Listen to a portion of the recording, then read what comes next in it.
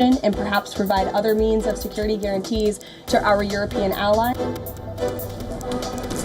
Donald Trump rules out sending U.S. troops to Ukraine as part of security guarantees. White House says Washington can assist in the coordination of security guarantees for Ukraine.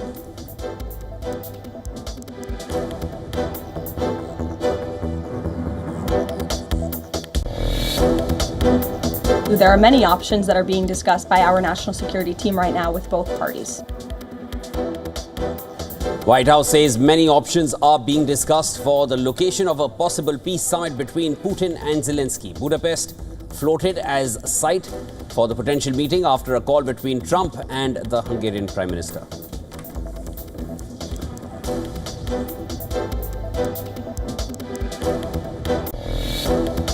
The president has put tremendous public pressure to bring this war to a close. He's taken actions, as you've seen, sanctions on India and other actions as well. White House says Trump's decision to raise tariffs on India aimed at discouraging Russia from continuing its war in Ukraine. The intent behind the 50% tariffs was to put pressure on Russia.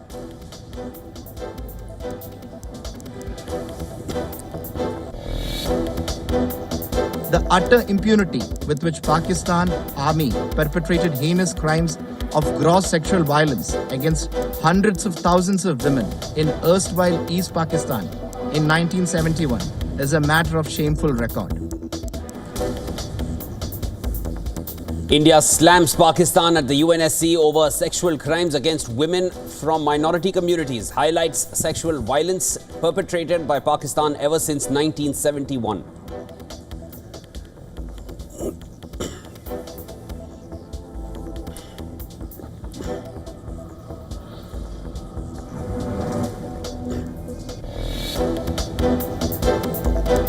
Senior Israeli official says Israeli government stands firm on its call for release of all hostages in any future Gaza ceasefire deal. Accepts Hamas after Hamas accepts new truce proposal. Mediators await an official Israeli response to the plan now.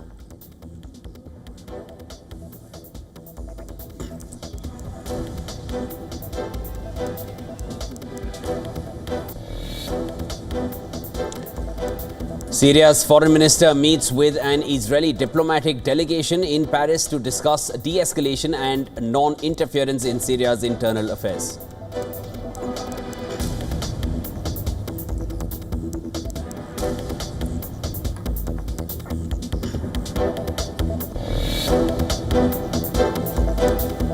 Two monorail trains break down in Mumbai amid heavy rain, stranding hundreds of passengers. Rescue operations commenced immediately. All 782 passengers were rescued safely.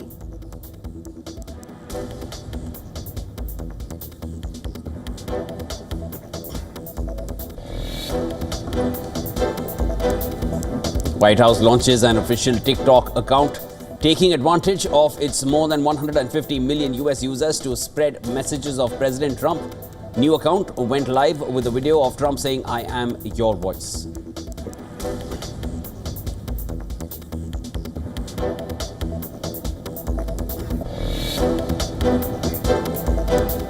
The United States is slapping 50% tariffs on hundreds of imported steel and aluminum goods from EV parts to rail cars, expanding duties to 407 products, aiming to protect domestic industries as trade tensions rise.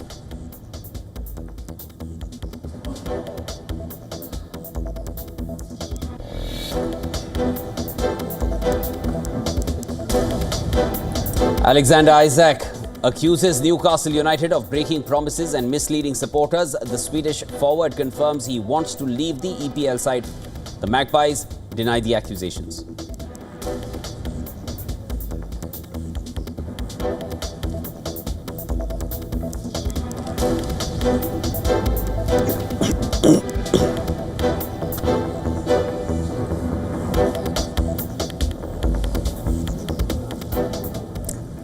All right, let's start with what's happening in West Asia. A day after Hamas accepted a 60-day truce in Gaza, White House says U.S. remains engaged in discussions about the ceasefire proposal. And during a media address, White House Secretary Caroline Leavitt said that she doesn't think it's a coincidence that Hamas accepted this proposal after Trump posted a very strong statement about the conflict on Truth Social.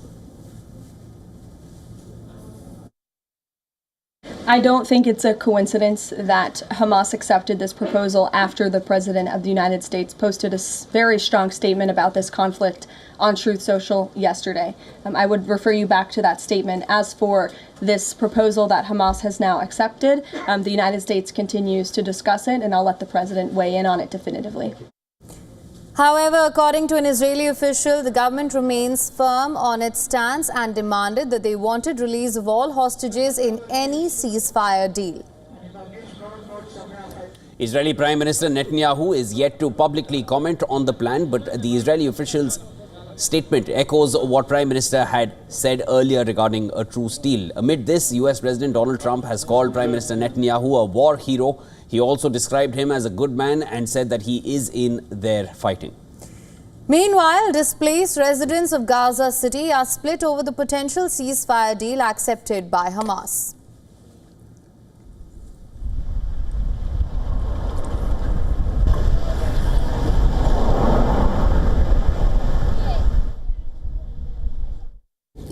We hope this is the last offer. We're so tired. They've made 6 or more offers, and each time we've been hopeful, but to no avail. This time we're really tired, and we hope they'll accept the offer so we can go back to our house. The UN has warned that the trickle of aid entering Gaza is insufficient, to say the least, to avert widespread starvation. UN has also added that thousands of Palestinians in Gaza have lost limbs during Israel's war with Hamas. And Gaza has the largest population of amputees in the world now, with little hope of treatment or rehabilitation. Many among them are children.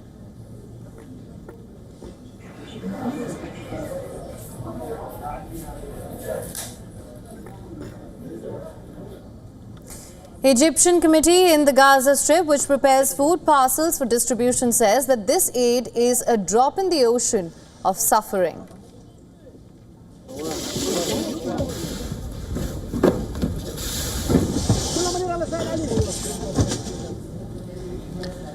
According to the Gaza Health Ministry, the death toll in Gaza from Israeli attacks has surpassed 62,000. In another development, France responded to Netanyahu's letter to President Macron and said that they need no lessons on anti-Semitism. France also slammed Netanyahu and called his accusation as abject and erroneous. מי שינסה לפגוע בנו, אנחנו נפגע בו, ובכל מי שמסייע לנו. כבר ביצענו מעצרים נרחבים. And Donald Trump has ruled out sending US troops to Ukraine to enforce a potential peace deal with Vladimir Putin. However, he did say that Washington may be willing to provide air support to Ukraine. Trump signaled that US air support and European ground troops could form part of security guarantees for Kyiv. Now, talking to Fox News, the US president revealed that European allies are ready to put their soldiers on the ground to back Ukraine's security. Trump claimed that France, Germany and the UK want to have boots on the ground, adding that US would be willing to help them, especially by air. Now, talking about America's unmatched dominance in the skies, Trump said, and I'm quoting here, "Nobody has what we have." However, the US president made one clear declaration: no US troops on the ground. Trump told Fox News, I'm quoting again, "You have my assurance and I am president." The White House also underscored Trump's assurances. You made clear no U.S. boots on the ground. Is the president considering U.S. boots in the air as a form of a security guarantee? Look, that was something the president mentioned on his interview this morning. It is an option and a possibility. I won't certainly rule out anything as far as military options that the president has at his disposal. I'll let him do that. I can tell you he's definitively ruled out boots on the ground. Top US and European military officers met in Washington as per an American defense official. Top US military officer General Dan Kane held talks with European military chiefs to discuss the best options for a potential Ukraine peace deal. Kane is also expected to take part in a virtual meeting of the military chiefs from NATO's 32 member countries later. Trump also discussed the potential bilateral between Russian leader Putin and Ukraine's Zelensky. Trump said that he thought it would be better if Zelensky and Putin meet without him. He then added that if necessary, he would go later and probably be able to get the deal closed. The Kremlin has not yet said whether Putin has signed off on Trump's push to arrange direct talks, but the White House insisted that Putin has promised Trump to have a direct meeting with Zelensky. The president has spoken to both leaders about this, and both leaders have expressed a willingness to sit down with each other. And so our national security team will help both countries do that. The White House has said that it is looking for options to hold a possible meeting. French President Emmanuel Macron has picked Switzerland as a neutral ground for talks. Switzerland has said that it won't arrest Putin if he attends. Another potential site for a follow-up three-way summit, including Trump, is Budapest. According to a White House official, Trump has dialed Hungary's Viktor Orban regarding Ukraine's talks with the European Union about joining the bloc. And sources close to the discussions say that Russia is pushing for its own capital to host a Zelensky-Putin summit. However, reports suggest that Zelensky has turned down that proposal. Meanwhile, Russia has warned that any solution must also protect its own security interests and has ruled out Ukraine joining NATO. It also suggested that territorial changes are often an essential component of conflict resolution. Yes, that is one of its results. Territorial changes are often an essential component of conflict resolution. There are many such examples. Russia currently occupies about a fifth of Ukrainian territory. Lavrov, Foreign Minister of Russia, also suggested that any peace talks should begin at expert level and then progress gradually. For more on this, a correspondent, Susan Tehrani, has sent us this report. Listen to this. President Trump said that he believes that it's better for Ukrainian President Volodymyr Zelensky and Russian President Vladimir Putin to first hold a bilateral meeting without him after what he called a, quote, very successful discussion with Zelensky. Trump added during a Tuesday night interview that he could step in later to, quote, get it closed if needed. The White House confirmed plans for a Zelensky-Putin meeting are underway, while the Kremlin stopped short of ruling it out. On security, President Trump ruled out sending U.S. ground troops to Ukraine, but said that Washington is prepared to back a European reassurance force with air power, intelligence, as well as logistics. That could include American cargo planes, surveillance drones, and air defense systems supporting European troops led by the UK and France. These negotiations highlight a central question: where Europe ends and Russia begins, a centuries-old fault line now being tested in the search for peace. Susan Tehrani reporting from New York for WION World is One. Now, North Korean leader Kim Jong-un has threatened to fast-track the expansion of his country's nuclear arsenal. And this is while condemning ongoing United States-South Korea military drills as a sign of hostile intent. Kim made the remarks during a visit to a naval destroyer, calling the drills an obvious expression of their will to provoke war. He said the security environment required the North to rapidly expand its nuclear armament, adding that recent US-South Korea exercises involved a nuclear element. The North Korean leader was inspecting the Chohyun, the country's biggest ever warship, and the Chohyun class destroyers are equipped with a vertical launch system which can carry tactical ballistic missiles or land attack cruise missiles. Pyongyang is gunning for nuclear-tipped missiles, nuclear-powered submarines and long-range artillery to threaten Seoul's political survival. Now, last year, Federation of American Scientists estimated that North Korea may have produced enough fissile material for up to 90 nuclear warheads, though the number actually assembled was likely closer to 50. Nuclear Threat Initiative says North Korea has conducted 6 underground nuclear tests since 2006. In July 2024, South Korean officials warned that North Korea was in the final stages of developing a tactical nuclear weapon. South Korea and the United States began their annual large-scale joint military exercise on Monday to better cope with threats by nuclear-armed North Korea. The 11-day Ulchi Freedom Shield, the Second of two large-scale exercises held annually in South Korea involves 21,000 soldiers, including 18,000 South Koreans in computer-simulated command post operations and field training.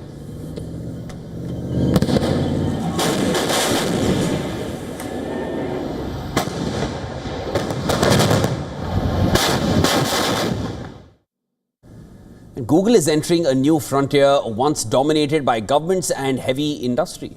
The company that organizes the world's information is now looking to power it, not with solar panels or wind farms, but with nuclear fission.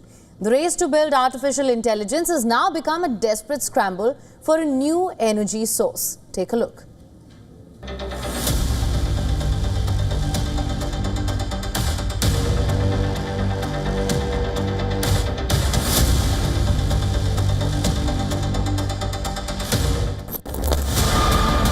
The clean, minimalist design of Google's search page hides a dark and energy-hungry secret.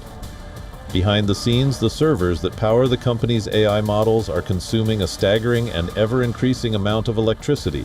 This colossal energy demand has led to a radical and some say dangerous new solution.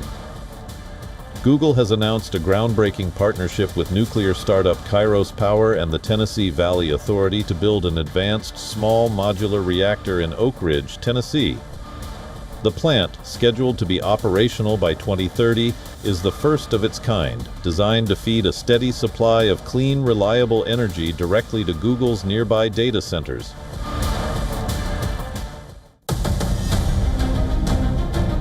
Google isn't alone. Microsoft is reviving 3 Mile Island to keep its AI computations humming. Meta has inked a 20-year nuclear power deal for over 1 GW from Illinois. Tech titans are betting big linking nuclear and AI's energy hunger. Most of the energy goes into powering the graphics processing units, the compute. And as these GPUs generate answers and draw power in doing so, they also generate heat, which means we need water to cool those processes down to keep the machine room temperatures at a nice stable temperature. So we are talking about massive growth in data center infrastructure, energy use, and water use. Global data center electricity estimated 460 terawatt hours in 2022, making them the 11th largest user of electricity on Earth. That's equivalent to power needs of Saudi Arabia and France. The data center's total electricity consumption could reach more than 1,000 terawatt hours in 2026. The IEA warns demand could double by 2030. It is a terrifying race to secure the energy needed to fuel the next generation of computing. The stakes are immense: control over the AI future and with it, the power to shape the entire world.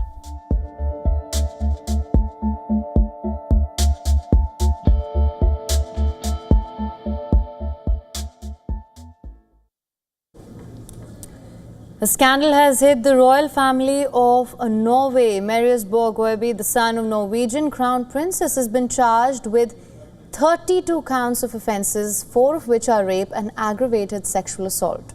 Honeybee, who is 28 years old now, is expected to stand trial early next year, and the charges that have only come forth recently include rape of 4 different women, domestic abuse of a former partner, illegally filming a number of women without their knowledge or consent. He is also charged with harassment of police and traffic violations. The maximum penalty for the offences covered by the indictment is imprisonment for up to 10 years. For the prosecution, it is important that there be equality before the law. The fact that Marius Borg Honeybee is a member of the royal family should not mean that he is treated more leniently or more severely than if similar offences had been committed by the others. Now, Honeybee has denied the charges. While it is up to Norway's courts to decide the outcome of the case, if found guilty, he could face up to 10 years in prison. Now, Honeybee does not have a royal title and is outside the line of royal succession. He is the stepson to Crown Prince Haakon, who is the heir apparent to the throne. Honeybee was born to the Crown Princess as a brief result of an affair with a drug addict felon before her marriage into the royal family. According to reports, Honeybee is also known to have hung out with gang members like the Hells Angels, bikers and members of Oslo's Albanian mafia. He was first arrested in 2017 for consuming narcotics during a musical festival.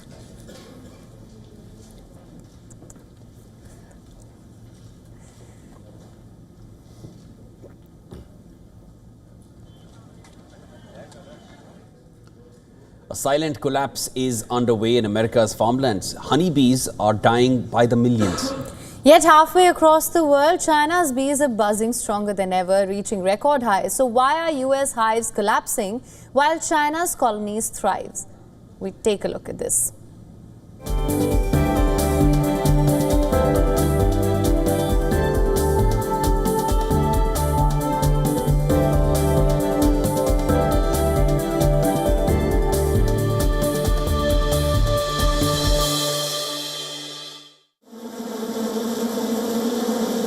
They are tiny wings that keep the world fed.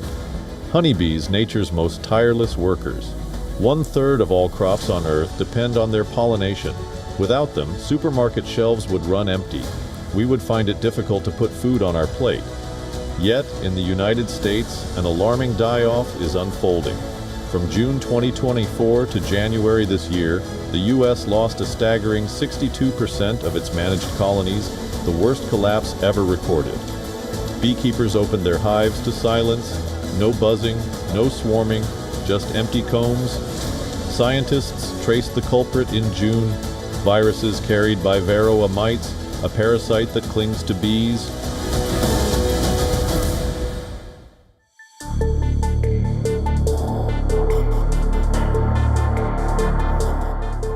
For decades, American beekeepers fought infestations with a chemical weapon named amitraz. But the mites adapted, developed resistance, and left colonies defenseless. The result, a wave of death spreading across U.S. farmland. In sharp contrast across the Pacific, China is reporting a boom.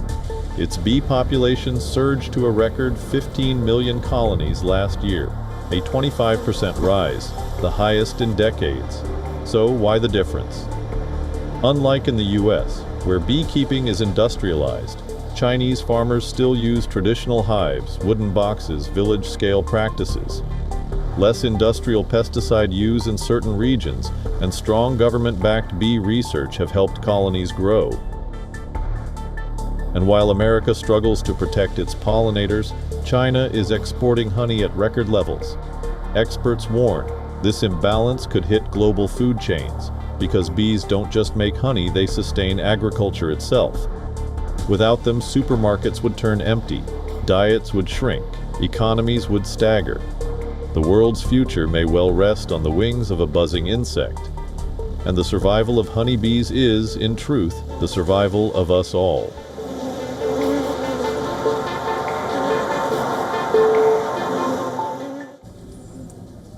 From giant tortoises to tiny snails, animals of every size are stepping up to the scales or at London Zoo. They are taking part in the zoo's annual WION. Take a look at these visuals.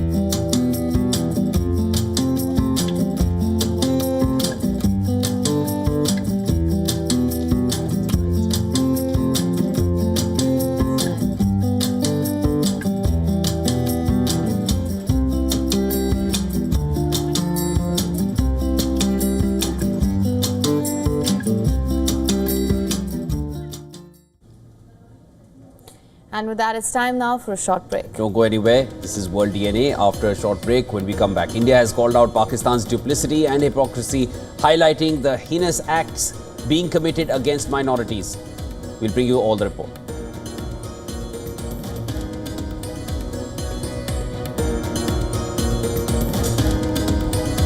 Also on the other side, Shubman Gill has been named India's vice captain for the Asia Cup next month. Gill has made a comeback to India's T20I squad and replaces Aksar Patel as Surya Kumar Yadav's deputy. More details on the other side.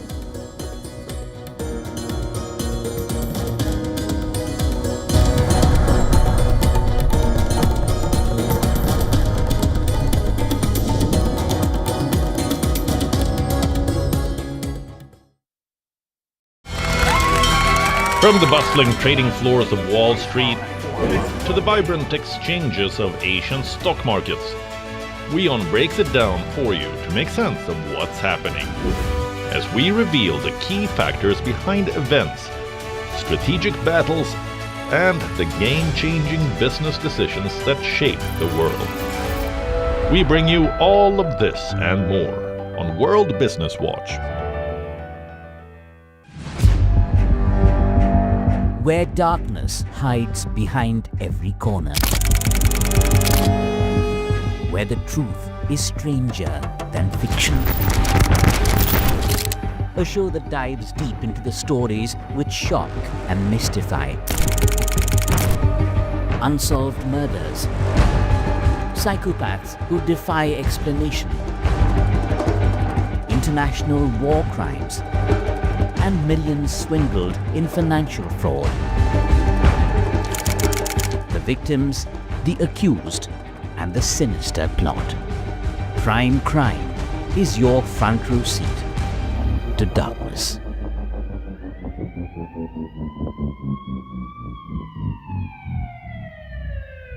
WION, India's global voice, the channel that brings you the biggest stories from across the world through India's lens. Now available in more than 190 countries worldwide, because we believe that the world is one. Watch us in Africa, Europe, USA and Canada, South America, Asia Pacific, Middle East and North African regions. Also available on these digital platforms across the world. WION, World is One. To bring the benefits of the Subhash Chandra Show to your educational institution, teachers and students, send an invitation to Juhi Jha at juhi@such.org.in. From the bustling trading floors of Wall Street to the vibrant exchanges of Asian stock markets, WION breaks it down for you to make sense of what's happening, as we reveal the key factors behind events, strategic battles, and the game-changing business decisions that shape the world. We bring you all of this and more on World Business Watch. WION, India's global voice, the channel that brings you the biggest stories from across the world through India's lens. Now available in more than 190 countries worldwide, because we believe that the world is one. Watch us in Africa, Europe, USA and Canada, South America, Asia Pacific, Middle East and North African regions. Also available on these digital platforms across the world. WION, World is One.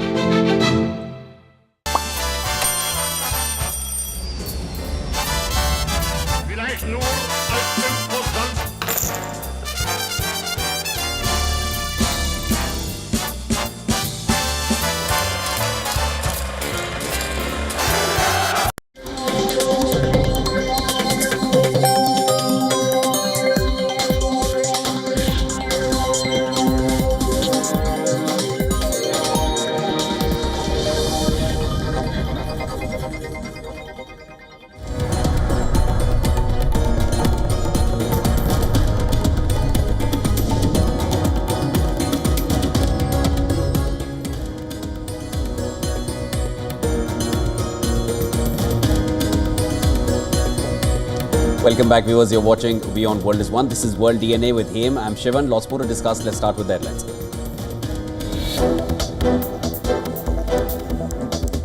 India slams Pakistan at the UNSC over sexual crimes against women from minority communities, highlights sexual violence perpetrated by Pakistan ever since 1971.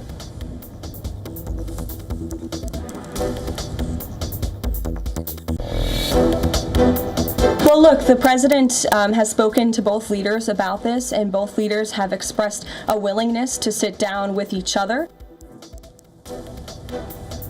White House says Putin promised Trump he would have a direct meeting with Zelensky, as the Kremlin has not yet said whether Putin has signed off on Trump's push to arrange direct talks.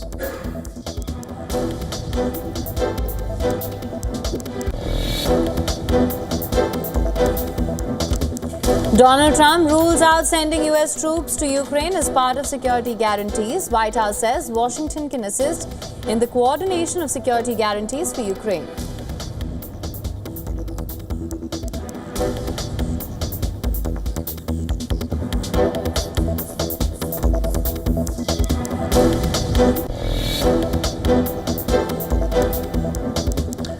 White House says President Trump's decision to raise tariffs on India aimed at discouraging Russia from continuing its war in Ukraine. The intent behind the 50% tariffs was to put pressure on Russia.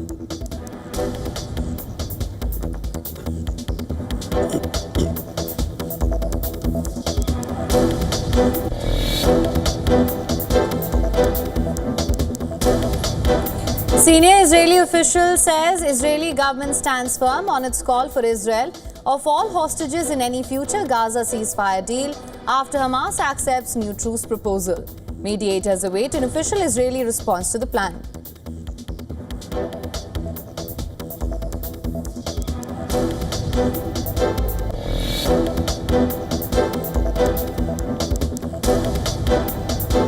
Eyewitness video captures an explosion at the Eastern Carolina Veterinary Medical Center in the US. Blast occurs after a vehicle strikes a nearby gas line, causing gas to fill the building.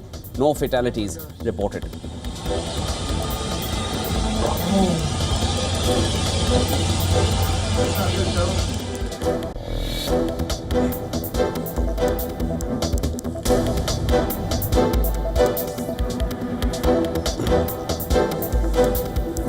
Trump again lashes out at Fed Chair Jerome Powell, accusing him of hurting the housing industry by keeping interest rates too high. Trump argues inflation is under control and calls for deep rate cuts ahead of Powell's Jackson Hole speech.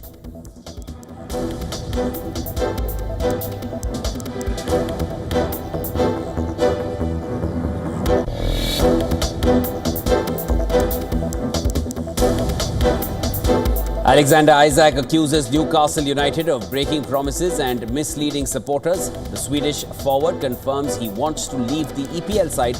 The Magpies deny the accusations.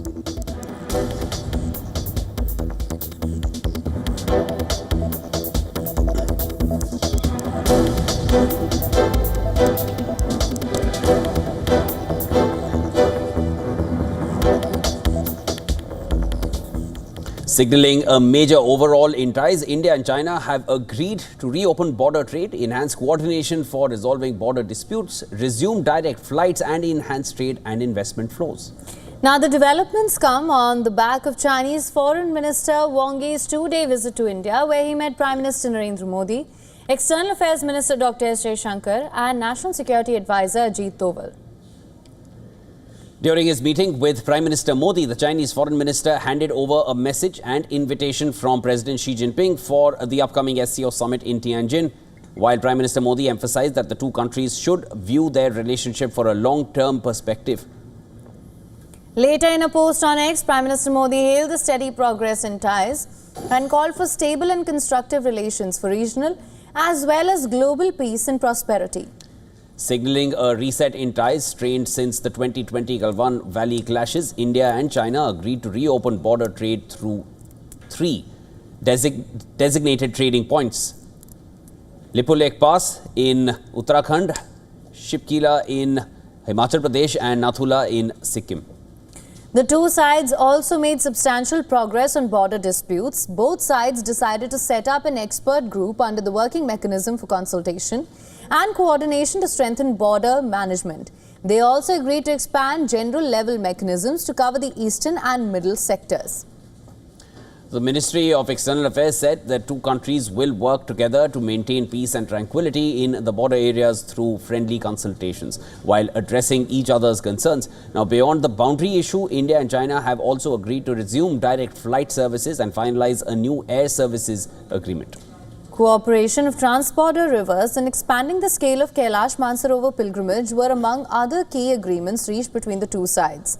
Ties between New Delhi and Beijing had taken a significant turn after deadly border clashes in Ladakh's Galwan Valley in 2020. The 10th standoff eased last year when both countries finalized troops disengagement in October. Subsequently, Prime Minister Modi and Chinese President Xi Jinping met in Russia's Kazan and agreed to restart dialogue channels. The Modi-Xi meeting catalyzed several bilateral discussions aimed at repairing relations. Earlier in January, Foreign Secretary Vikram Misri went to Beijing, where both sides agreed to resume the Kailash Mansarovar Yatra and implement steps to rebuild ties. Misri's visit was followed by NSA Ajit Doval's visit to Beijing in June, where the two sides underscored the need to promote the overall development of India-China bilateral relations to maintain peace and stability in the region.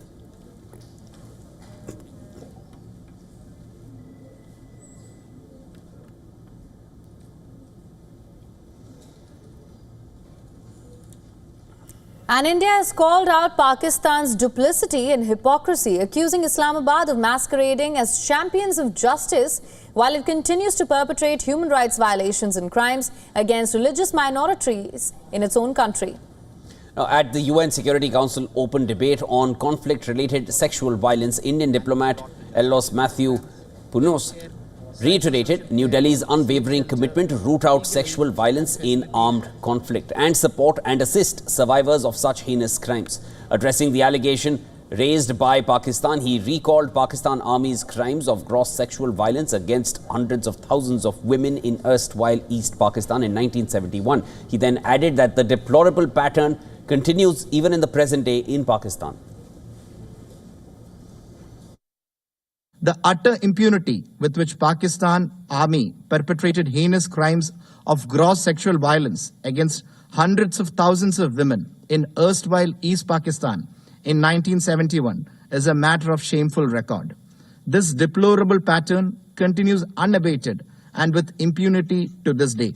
Rampant abduction, trafficking, child early and forced marriages and domestic servitude, sexual violence and forced religious conversions of thousands of vulnerable women and girls as weapons of persecution towards religious and ethnic minority communities are reported and chronicled, including in the recent OHCHR reports. The statement added that it was ironic that those who perpetrate these crimes are now masquerading as champions of justice, and the duplicity and hypocrisy was self-evident.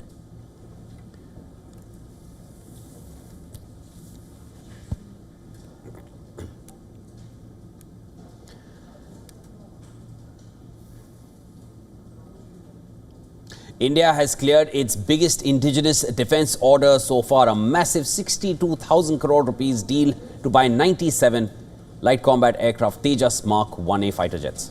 The decision is being touted as a game changer for Make in India defence and a boost to the Indian Air Force. Now, the approval was given at a high-level meeting. It paves the way for Hindustan Aeronautics Limited HAL to begin production of these jets. This is the second big order for the Tejas program.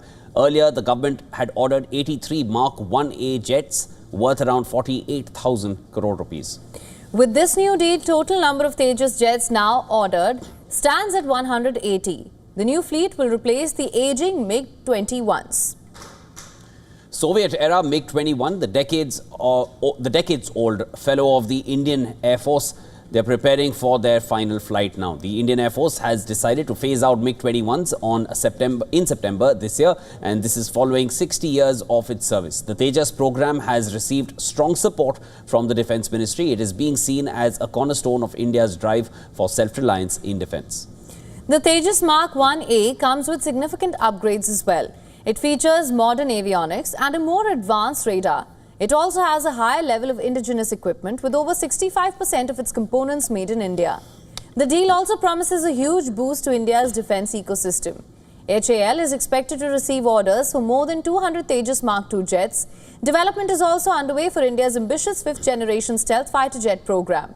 Together, these programs form a central pillar of India's self-reliance strategy in defence.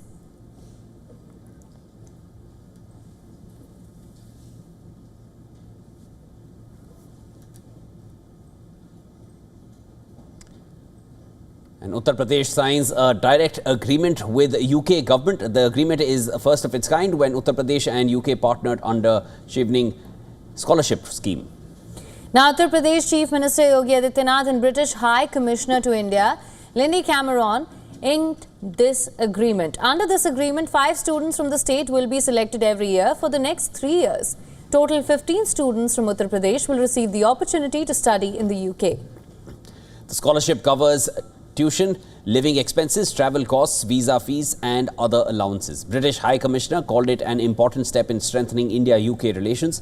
She also tied the scholarship to broader bilateral relations, including the recently signed free trade agreement and the long-term Vision 2035 partnership between New Delhi and London. Now, just last month, Prime Ministers Narendra Modi and Keir Starmer unveiled the India-UK Vision 2035 in London.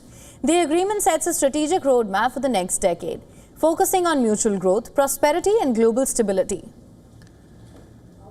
Education is a central pillar of Vision 2035. It proposes stronger education ties between both the countries. Annual India-UK Education Dialogue, campuses of leading UK universities in India, joint degree programs and training program for young people that will get them ready for future economies.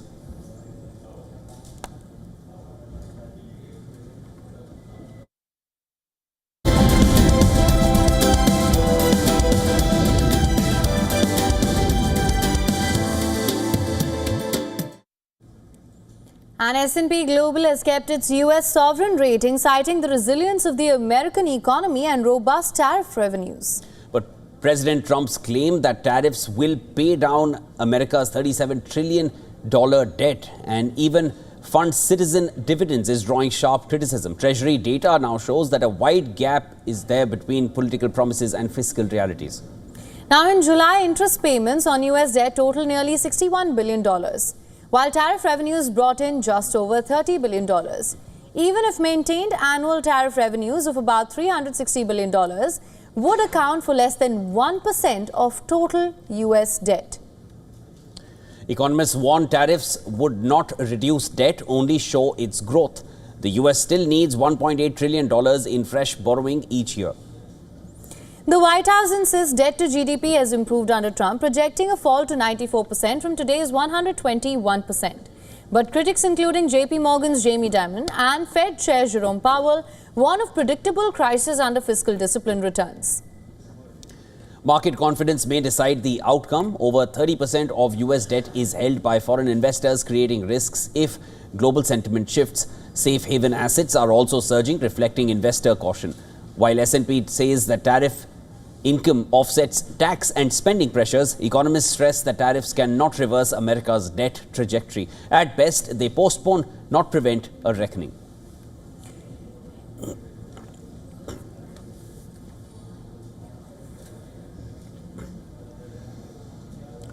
And Israel's economy is facing its toughest test in decades. Once powered by a thriving tech sector and booming tourism, it now bears the weight of nearly 22 months of conflict. Our next report delves into how the war has reshaped Israel's economy. Take a look. Before the war, Israel's economy was seen as dynamic but not without strain. The high-tech sector was thriving, startups attracted global investment. Tourism was on the rise. But at the same time, the country was grappling with deep political divisions. Massive protests filled the streets against judicial reform. Investors voiced concern over political uncertainty, and cracks were beginning to show in consumer and business confidence. Those early concerns have now been overshadowed by nearly 2 years of conflict. Multiple fronts, Gaza, Hezbollah in the north and Iran's direct strikes have disrupted daily life and economic activity. Businesses shut down during rocket barrages, trade routes have been disrupted, and thousands of workers have been pulled from offices, farms and factories into military service. Small businesses struggle to survive. Farmers near conflict zones cannot harvest crops, and the once bustling tourism sector has been brought to a halt. The government is spending heavily on defense, while other priorities from education to infrastructure are being pushed aside. The road ahead is uncertain. Israel still has strong fundamentals, world-class technology and global partnerships. But recovery depends on whether stability returns. Israel could soon be bracing for economic isolation as allies also condemn the country's recent actions in Gaza. Economists warn that confidence both at home and abroad will take time to rebuild. This comes as foreign investment in the country plunged over 60% since 2023. After months of bloodshed, the challenge is to restore stability, rebuild trust, and convince Israelis and the world that the country can move forward despite the war's heavy shadow. However, it does seem that this shadow will continue to dictate Israel's economic future. Business Bureau, WION World is One.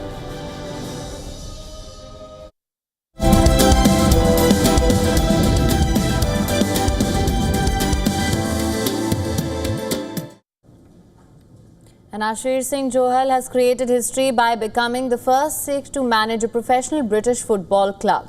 Johal has been named head coach of Morecambe FC. Now, 30-year-old Johal also becomes the youngest head coach in the top 5 tiers in England.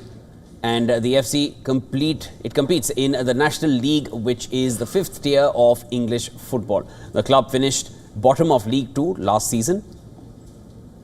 They were taken over by the Punjab Warriors consortium on Sunday, thereby ending a lengthy period of uncertainty for the club. This is Johal's first role as head coach, and he replaces the sacked Derek Adams. Johal has built an impressive coaching CV at such a young age. He was born in Leicester and started his football journey as a player and coach of non-league team affiliated with the Gurudwara. He spent almost a decade at Leicester City coaching at various youth levels before following Premier League winner Colo Toure in Wigan Athletic as his assistant.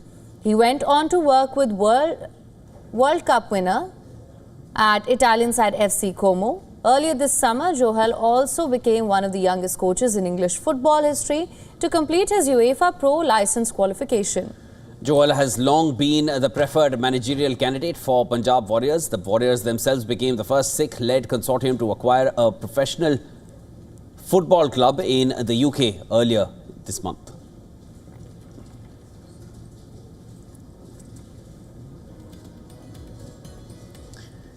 And Shubman Gill has been named India's vice-captain for the Asia Cup next month. Gill has made a comeback to India's T20I squad and replaces Akshar Patel as Surya Kumar Yadav's deputy. The notable exclusions include Shreyas Iyer and Yashasvi Jaiswal. There are now 3 contenders for the opening 2 slots. Gill is now in a strong position to take one of them since he has been named vice-captain. While Abhishek Sharma is the world's #1 T20I batter currently, which means Sanju Samson once again seems set to miss out. Captain Surya Kumar Yadav, Tilak Verma, Rinku Singh and wicketkeeper Jitesh Sharma form the options of the middle order. There were no surprises in the all-rounder category. Hardik Pandya, Akshar Patel and Shivam Dube can contribute with both bat and ball, and all of them were part of India's T20 World Cup winning squad in 2024. As for the bowlers, Jasprit Bumrah has been deemed available and leads the pace attack. Arshdeep Singh and Harshit Rana are the other seamers in the squad, while Kuldeep Yadav and Varun Chakravarti make the cut as the 2 spinners. Now, among the high-profile absentees is Yashasvi Jaiswal, who is among the 5 reserves alongside Prasidh Krishna, Washington Sundar, Rayan Parag and Dhruv Jurel. But arguably the most notable exclusion is Shreyas Iyer, who scored 604 runs at a strike rate of 175 in the 2025 IPL and led Punjab Kings to the final. With regards to Yashasvi, I mean, it's just unfortunate again. You know, there's Abhishek Sharma, what he's done over the last few months or a year or so that he's been with the team, plus that he can bowl a little bit, gives us an option if required by the captain. One of these guys was always going to miss out. It's just unfortunate that Yashasvi might have to wait for his chance. With regards to Shreyas, I mean, you'll have to tell me who he can replace here. Again, no fault of his, nor is it ours. It's just that you can pick 15 and at the moment he'll have to wait for his chance. The Asia Cup begins the lead up to the T20 World Cup next year, which takes place in India and Sri Lanka in February and March. India have been placed in Group A along with Pakistan, Oman and the UAE. The Asia Cup begins on the 9th September in the UAE, but all the talk ahead of the tournament has been dominated by the scheduled India-Pakistan clash. It will be the first time the two countries will face off in cricket since Operation Sindoor. There have been several calls in India for a complete boycott of cricketing ties with Pakistan, including in multi-team tournaments. And this has also come from members of parliament. But chairman of selectors Ajit Agarkar and Captain Surya Kumar Yadav, they refused to take questions on the matter during the press conference in Mumbai.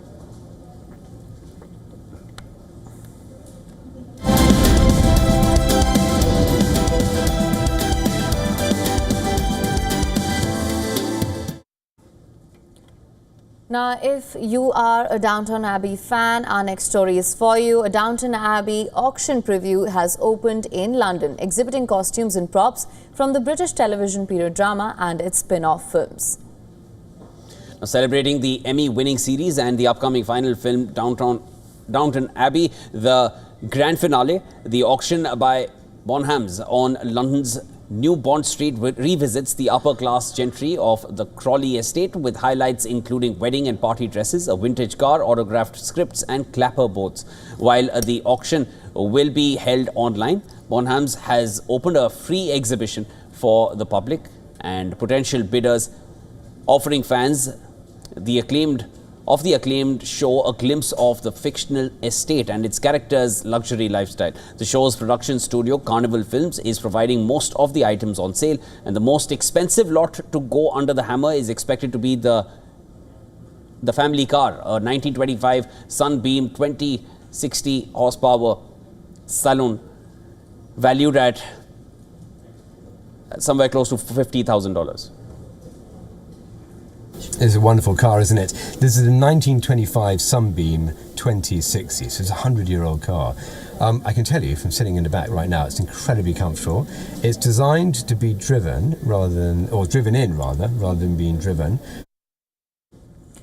The bell wall that opened many Downton Abbey episodes will also go on the digital auction block. The bell wall, which allowed the estate's upstairs residents to ring a bell and summon the servant staff downstairs, is estimated between $6,759 to about $10,000. Other highlights include the wedding costume worn by Michelle Dockery's Lady Mary Talbot, and the auction also presents costumes worn by series regulars. And I hope they make a lot of money, because these costumes are most beautifully made. All this beading is probably the original, and then they put a new back on it. Running for 6 seasons from 2010 to 2015, the Emmy-winning series followed the aristocratic Crawley family and their domestic helpers as they go through personal journeys and global events like the sinking of the Titanic and the World Wars. The storyline continued with spin-off movies like Downton Abbey and Downton Abbey: A New Era. The latest installment, Downton Abbey: The Grand Finale, will complete the trilogy later in September as the final curtain falls on the franchise. All proceeds from the auction will go to the children's charity Together for Short Lives. And Downton Abbey: The Grand Finale opens in cinemas 12th September. The auction exhibition will continue until 16th September when the online sale ends.